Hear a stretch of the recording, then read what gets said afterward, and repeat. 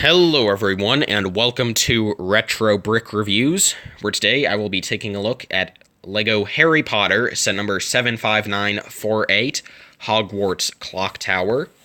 This is one of the 4 LEGO Harry Potter sets LEGO has currently revealed it will be releasing on June 1st. There will also be a Night Bus set coming on that same date, but it has not yet been revealed, presumably because it's going to be a retail exclusive set. And anyway, this set includes 922 pieces, 8 minifigures, and it will retail for about $90 in the United States. And it is based around, at least in terms of the scene in the minifigures, it is based around the Yule Ball from Harry Potter and the Goblet of Fire. Although the main build for the clock tower is based around the Prisoner of Azkaban. The set is a fantastic exterior and a phenomenal interior. And starting by taking a look at the box, you can see that it follows the same design as all of these new sets, where it is very similar to last year's boxes, except now the Harry Potter logo is in gold instead of silver. The bottom right has a little cut-off section for the Wizarding World logo, rather than just having it be overlaid over the set image. We have Order of the Phoenix, screen caps of Harry, Ron, and Hermione in the top left, the top right, if I can even think correctly. And yeah, then at the bottom we can see everything included in the set, including the 8 minifigures, those being Hermione Granger, Cedric Diggory, Ronald Weasley, Harry Potter, Albus Dumbledore, Fleur Delacour, Madame Maxime, and Victor Crumb, all in Yule Ball outfits. And the set will also include accessories of a couple of tables, a Christmas tree, and a single book. And starting again by taking a look at the exterior, well, actually, let's take a look at those accessories first. We have the 2 tables, which just look really nice to me. Like, they're very simply done, but you have the unicorn horn pieces in white representing the legs, which just works super well. You have these nice ice sculptures on the tables, which is just really cute to me. And then in the background, you can also see a Christmas tree with a lot of white snow on it.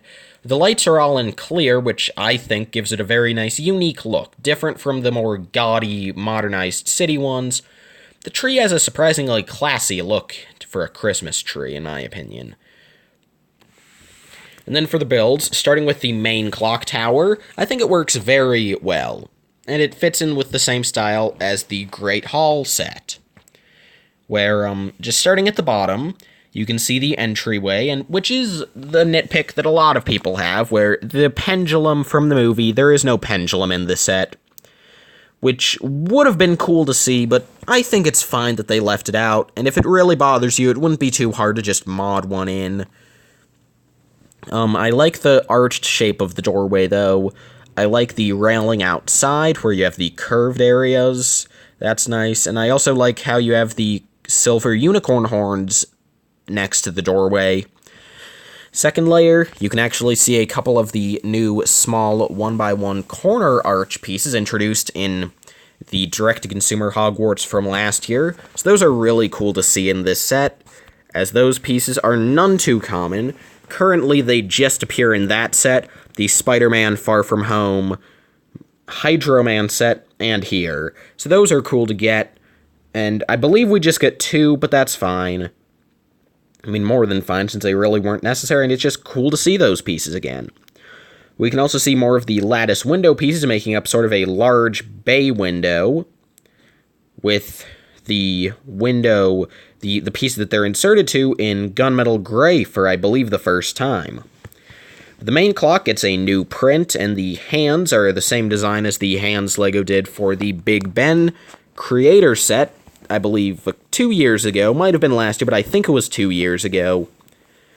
And then the smaller clock up on the top right is the same print that we got in the Winter Village train station set. That is a Captain America shield with the clock printed on it. Up top, you have a couple of slit-like windows, a couple towers up top with lightning rods, which are in sand green, which is cool. And then the roof sloping is just very well done, and again, similar to the Great Hall and the tower within, the tower, because you do have the sort of windows represented by the new sort of half cheese slopes. I still don't know what those pieces are called, but the new 1x1 slopes that slope up on both sides and meet in the middle. But yeah, and then just the sloping of the roof is very accurate. Moving over to the side, we have more Hogwarts stuff, which is nice that it's not just the clock tower. Like the other two Hogwarts sets we've gotten in minifigure scale, they're including multiple structures in each set, which is just cool to me. So then on the side, you have a bit of wall, which is nice. I like the differing colors, how that has some dark tan to it. That's just nice to me. Then we have a relatively traditional tower off to the side, which looks nice to me. I like how it gets wider at the top than it is on the bottom. I mean, it's simple, but it looks very nice, and I think the stickers actually go to pretty good effect here. And I'm glad that they only use the stickers by the tower, but again, they do use them by the tower, so you actually do have some stickers on the wall by the tower, which helps to integrate it in, and make the stickers that are on the tower look less awkward. Which I'm glad about, because while if I had to have one complaint about the stickers used on the towers in the Great Hall and Whomping Willow sets, it would be that it was a bit awkward how there were no stickers anywhere else in the set. But by including stickers on the wall here, it actually helps to make the stickers on the tower look better by just having them not be alone, which is nice. And then you also have a small wall section off to the right as well, which has a bit of snow on it because that section is designed, that's where the Yule Ball is taking place itself. Which is really cool, and I like how there's snow detailing since it is a Christmas setting, but only on that section, so if you don't want the Yule Ball to be taking place at your Hogwarts, you can just take off that little section and you just have a normal year-round clock tower, which is cool. The interior has lots of great stuff, and starting off by taking a closer look at the main clock tower itself, the bottom is just the entry hall, which I think is perfectly fine. I mean, I've done a Hogwarts model where just the bottom area was an entry hall, and yeah, I think it's good to just have an entry hall with nothing in it. Or, well, at least, no major rooms. There's stuff here. On the left, we have a treasure chest, and I'm interested to see what's in that. And on the right, we have the worst thing in any of these sets, and I'm not even kidding. That Goblet of Fire is awful. It's so tiny. It needed to be... Well, I think the best scenario would have been if it was brick-built. Like, I wouldn't even care if it was able to fit in the model. I would have preferred to have just gotten, like, a nice brick-built goblet on, like, a 4x4 plate, and then just brick-built up with a pedestal and the goblet itself, have fire spurting out the top. But, like, what I'd expected them to do, because I didn't expect that, what I'd expected them to do would be to take the trophy piece, the large one that they used for the Triwizard Cup in the CMF line, give us that in a plain silver, and then have a flame sticking out of that. That's what I'd expected them to do. What I hadn't expected them to do was to give us a gold, not even silver, a gold cup with a flame coming out of it. That is pathetic.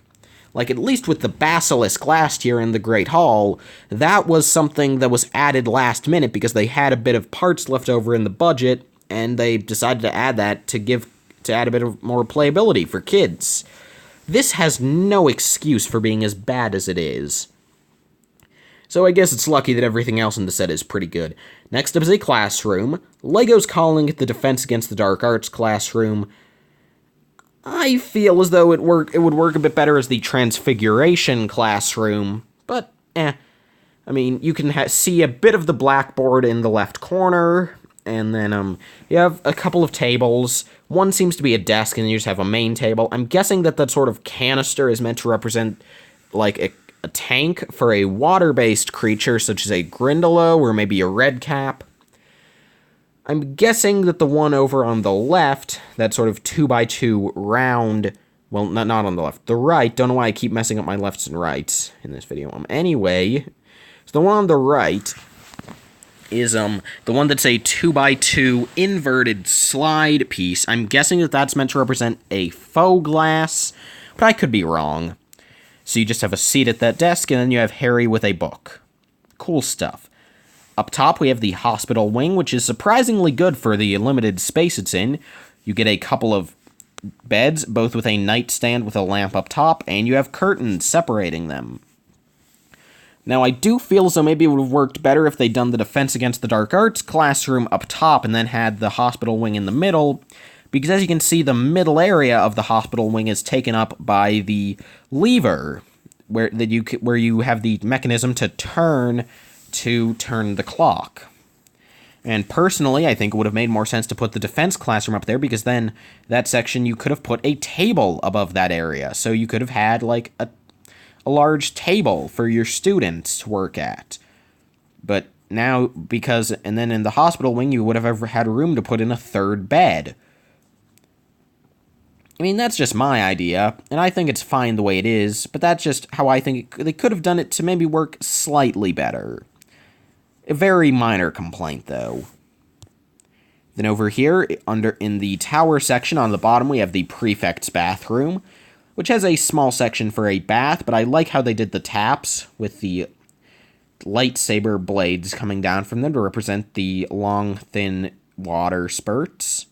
Spurts isn't the right word, but I can't think of one that would work better. Anyway, then you have the mermaid sticker for the stained glass, which is so nice to get. That is very well done. I mean, I honestly think I might like this better than the mermaid that we got in the direct-to-consumer Hogwarts. Like, I don't know, I just really like this. Now, it is not accurately sized. The mermaid should be bigger than the minifigures, not smaller. But I think that just for what this is, for this being a small area in a set, I think this works perfectly fine. I'm just glad to finally get a minifigure scale version of the prefect's bathroom. Up top, though, is definitely my favorite interior area in the set. It's Dumbledore's office, and I know a lot of people have been complaining about this set, about this being too small in it. They should have done it and they should have done it as its own set instead of just squeezing Dumbledore's office in here, because here it's a bit squished. And I disagree, because I think this looks very nice. You can see on the sides, you have these black sort of panel pieces that are used for bookshelves, and you also have a painting on the side. Not really sure what'll be on the other side, but it's fine. On the left, you can also see the pensieve, which is the one thing about this that I really don't like. Like, I get why they did it here, but, like, I think they should have just done the plate piece in silver, but with no printing. So the minifigure series version is still exclusive because it has the printing, but I don't like this version that's just an astromech headpiece upside down with the transparent in it. It just doesn't work to me. I like the stickers in the background, though. I like how up top you have the sword clipped on. I like the desk design, and I like the sticker on it. And I like what we have on the desk with the quill. I'm going to guess that thing in the middle is a folded-up piece of parchment. Perhaps the Marauders map, but I'm probably wrong about that. And then you also have a little, probably just meant to be a lamp, but it could also be the Deluminator. So that's nice. It would have been nice if maybe they could have added in the sorting hat or fox in the office as well, maybe up top with the sword, but I'm fine with it. I will admit that it is slightly, like, it was annoying in the direct-to-consumer, but it is still slightly disappointing that the Gryffindor sword is just the Lord of the Rings broadsword piece in silver. I don't know, it was just so much cooler in the 2002 Chamber of Secrets and 2010 Hogwarts. I don't know, it's a minor thing, just slightly disappointing to me. But yeah. Overall, really well-designed office, though. Anyway, there is one more room before we take a look at that. There is a play feature, as I mentioned earlier, where you can just turn this lever in the hospital wing, and you can use that to turn the hands of the clock, which is cool. Now, the hands do move at the same time, so they don't move independently, so it's not like the minute hand turned 60 times and then the hour hand will turn fully around once. That's not how it works. But they are just connected, but I think it works perfectly fine. The upper clock piece, the smaller one, obviously doesn't turn, but again, that's perfectly acceptable to me, since there really wasn't any better way to do it. Yeah, I really like this. I like that we have the feature. It's not as sophisticated as the 2004 version, but I like this in that it's simpler, because the 2004 version, really the main thing it had going for it was that enormous sort of Technic feature where you would just be able to have the clock turn and have the pendulum swing and have the gate rise and lower. Like, that was really cool. But I think that for modern day, it's better to just have the clock turning be its own feature. Yeah. Anyways, our last room is the Yule Ball, as I mentioned prior, and it's really nice. You have a fun play feature here, where as you turn the main dish to have them all dance, their individual platforms will spin independently, which is really cool to me. They're all dancing independently, and you can see that there are 4 platforms, so you could set up all of the figures dancing. You can see that since they didn't provide dates for everyone, it is a bit off, specifically with Ron dancing with Fleur. Only in your dreams, Ron. And yeah, we only have 3 couples set up, probably because they thought it would be a bit wonky if Harry and Cedric were dancing. But yeah, again, you have snow in here, you have a bit of flame in the back for a nice fireplace, which is cool. And yeah, the Yule Ball being in this area isn't accurate. By all accounts, it should be in the Great Hall, but I think it's perfectly fine the way they did it here. I think it's cute. I'm glad to get the Yule Ball as its own thing. I mean, the only alternative would be it taking up half of a collectible minifigure series, so I'm glad to get it here. Yeah. Now, the minifigures are something that I imagine will be a huge selling point for most people, as they are all exclusive Yule Ball variants of characters. So, from top to bottom, left to right, we have Fleur Delacour, Ron Weasley, Harry Potter, Hermione Granger, Madame Maxime, I believe that's how you pronounce it, Albus Dumbledore, Victor Crumb, and Cedric Diggory. Starting with Fleur, the hairpiece should have been some sort of longer ponytail, or maybe even a bun. I don't remember what she had in the movie. I don't think it was just this short ponytail again, but I think it's fine. The face print is the same one that we got for Ellie Sattler in the LEGO Jurassic Park set, and I think this main face print with the smirk, it has grown on me a lot. I think it works well enough for Fleur. The alternate scared face just doesn't work for me, though, but luckily that doesn't really come into play for a Yule Ball setting. You would just have this more happy face, so it works fine. The torso is really nice. A bit unfortunate how there's no printing on the dress piece. Would have been nice to just get some more of the lines carrying through, but I guess it's fine to not have those. I like the flowers around the neckline, though. Next is Ron, who has a phenomenal torso. Would have been nice if maybe we could have gotten a cloth piece going down around the legs to make them longer and more poofy, but I don't really mind. But yeah, the torso is nice. You have a great pattern on it. Lots of great color. It's just cool. The face print is a new one. We have this main face where he's smiling, and it's pretty great. We have an alternate face where he looks pretty miffed, which works really well for the Yule Ball, since he didn't get to go with anyone that he wanted to go with, and he ended up going with Padma Patil, who is not included in the set, so in the LEGO version, he doesn't even get a date. How unfortunate. Anyway, and then his hairpiece is the same one they used, I think most notably, actually, for Severus Snape, but here it's in dark orange, which isn't new, but it's the first time we've gotten it in dark orange in quite a while. I think the last time might have actually been with Boromir in the Lord of the Rings sets in 2012, so it's been quite a while. But yeah, next up is Harry. Since, again, this is Goblet of Fire, so we have the super long, wonky hair. His hair is Lloyd Garmadon's Ninjago movie hairpiece in black, which is new and cool. We also get that hairpiece in the smaller Goblet of Fire set, which is the Hungarian Horntail Triwizard Challenge. His face print is a new one, and it's nice. He gets an alternate face where he's frowning. The torso is good. It's luckily not the same as the 2010 Yule Ball Harry, as here he has a jacket over top. I like that. I like how even though they are the same costume between the two figures, they actually found a way to give us 2 unique figures out of it. And again, he and Ron both get black mid-legs. Hermione is the figure that most people were most excited for with the set, because Yule Ball Hermione is a pretty iconic thing from Goblet of Fire. And I'm pleased to say that, in my opinion, LEGO did a phenomenal job on her.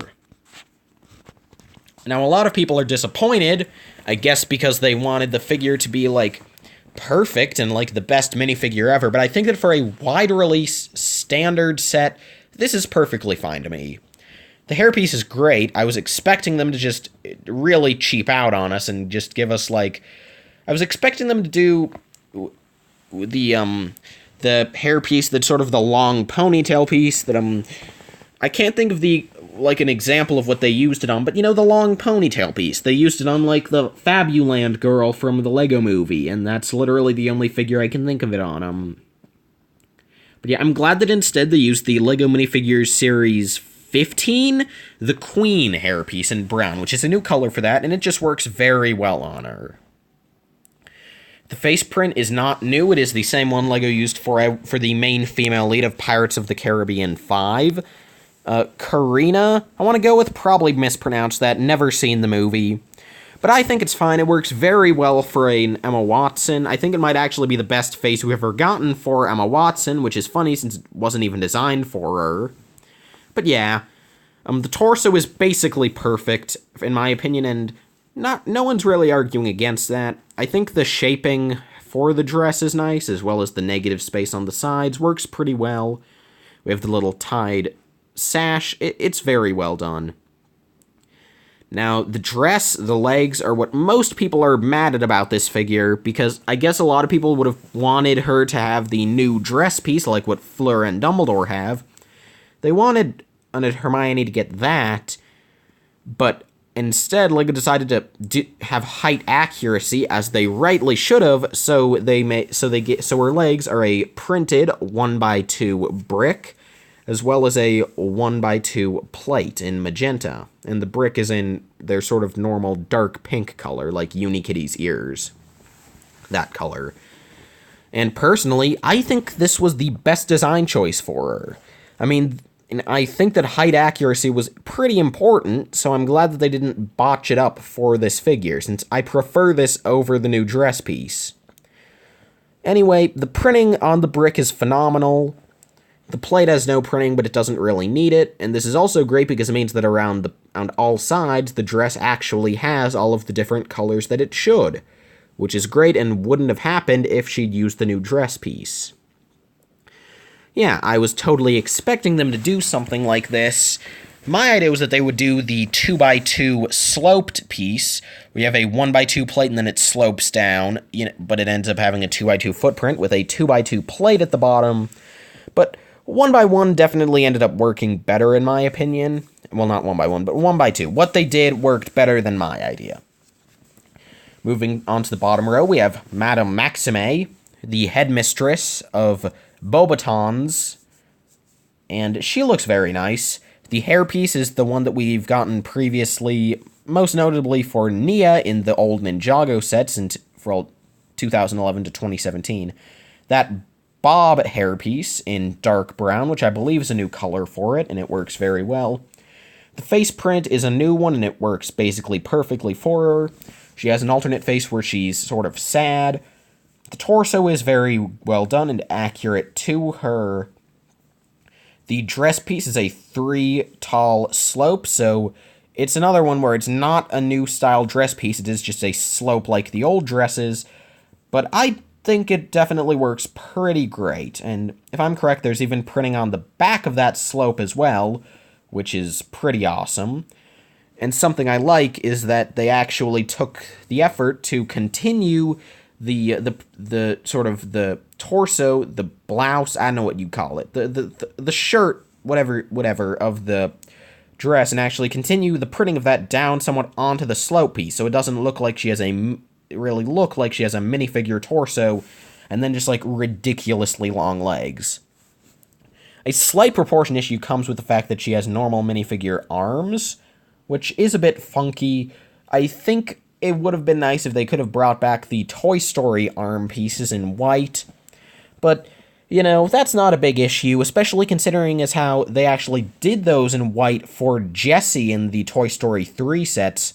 So if you have the original Jessie minifigure, you could just place those arms on this Madame Maxime figure and problem solved. And I mean, even for people who don't have it, it's not that big an issue. It's just a minor thing, in my opinion. Next figure is Dumbledore, who is again in his Yule Ball outfit. It is really cool that they gave him the double-molded hat-hair combo here. I was totally expecting them to just use the same hairpiece that he had in the Great Hall set last year, but they did do the double-molded hat piece, this time with the hat being in tan, which is really nice, or dark tan, more accurately. And we have dark brown printing for the sash up top. Awesome. Now, the face print is the same one we got in the Great Hall last year for Richard Harris's Dumbledore, which I don't mind too much. I would have preferred to have gotten a new face print for Michael Gambon, but considering how even a lot of the figures that are new characters didn't get new faces this year, I understand why LEGO wouldn't want to dedicate the resources to giving a new face to a character that already has one. Oh, and the torso and legs are just phenomenally well done. I love the white and the dark brown and the lavender and the gold. All that comes together to make a really wonderful color scheme. It's just an awesome minifigure. Anyway, our next figure, though, is Victor Crumb. You can see he has Finn's hairpiece from LEGO Star Wars in black, which I think is the most accurate thing LEGO has. The face print is Sam Flynn's from the Tron Legacy set, and Crumb should have a goatee, but aside from that, I think that the face we have here that's the more aggressive expression works really well for Crumb. I'm not as big a fan of the alternate expression, which is happier, which is unfortunate as this is the Yule Ball, so you'd probably want Crumb to have the more smiley expression, but it doesn't break the figure for me, and the smiley expression is still fine enough, it just doesn't look as much like the character. And his torso print is nice, it is a new one, and it is very Durmstrang-y. Yeah, it's basically completely accurate to his costume from the Yule Ball. It works very well. And he just has standard black legs. Our last minifigure is Cedric Diggory, who has the same hairpiece that he got in the minifigure series, and his face print is young Han Solo's from the Solo: A Star Wars Story sets. And I think it works really well. I actually like that face for Cedric more than the face he got in the minifigure series last year. Both sides, the normal side and the alternate face, just work really well here. Now, I wasn't really expecting them to include a Yule Ball Cedric, and if they were, I was expecting them to just cheap out and reuse Harry's torso. But they didn't. Cedric does get an entirely new torso just for him, which does have a lot of slight differences from Harry's, but the only major one is the color of the bow tie, which is why I expected them to just give him Harry's torso, so it's cool to have the difference between the two. And again, he just gets plain black legs. The last thing to be mentioned is that we do get a bunch of wands in the set. Specifically, we get, just as far as I know, if I'm correct about this, just judging by the main set image, just flipping back to this final image here, but the main set image that shows everything included in the set, we get a brown wand for Ron, dark brown for Harry, brown for Cedric, dark tan for Fleur, dark tan for Hermione, dark orange for Crumb, dark tan for Dumbledore, and dark orange for Madame Maxime, which will leave a couple of spares, one in dark brown and one in dark tan. And yeah, so overall, I think this is a really phenomenal set. This might honestly be my favorite of the 3 Hogwarts expansions thus far. I've always loved Prisoner of Azkaban, it's my favorite movie, and I've always loved the Clock Tower in particular. So I love finally getting that. The other sections of the build are pretty cool. I mean, they're nothing too special in terms of the exterior, but they work very well. They look really nice. The interior of the set is fantastic. I think the actual stuff in the clock tower itself feels a bit squished, but the other areas were chosen very well. Like, the set just feels very nice and cozy, similar to the Whomping Willow from last year. I love the play features with the clock and the spinning dance floor. I like the side builds with the tables and the tree. The minifigures are all exclusive and all amazing. I mean, yeah, there really aren't any major issues with the set, aside from the Harry Potter and the Goblet of Fire set having an absolutely abysmal Goblet of Fire. But, you know, if you can get past that, the set's amazing. It's wonderful. For 90 bucks, I would easily recommend it. It is going to be the largest Harry Potter set we're getting this year, and in fact, in terms of part count, it is the largest Harry Potter set of the new line, aside from the direct-to-consumer Hogwarts, because this set, despite being $10 cheaper than the Great Hall, has nearly 50 pieces more than the Great Hall. It's funny how things work sometimes. So yeah, so an amazing set. Thank you all so much for watching this video. Make sure to check out all of my other analysis videos on the Harry Potter 2019 summer sets, all of which are releasing on June 1st. As I have also done videos on the Expecto Patronum, Hungarian Horntail Triwizard Challenge, and Hagrid's Hut Buckbeak Rescue. So thank you all so much for watching, and I hope to see you all in my next video. Mischief managed.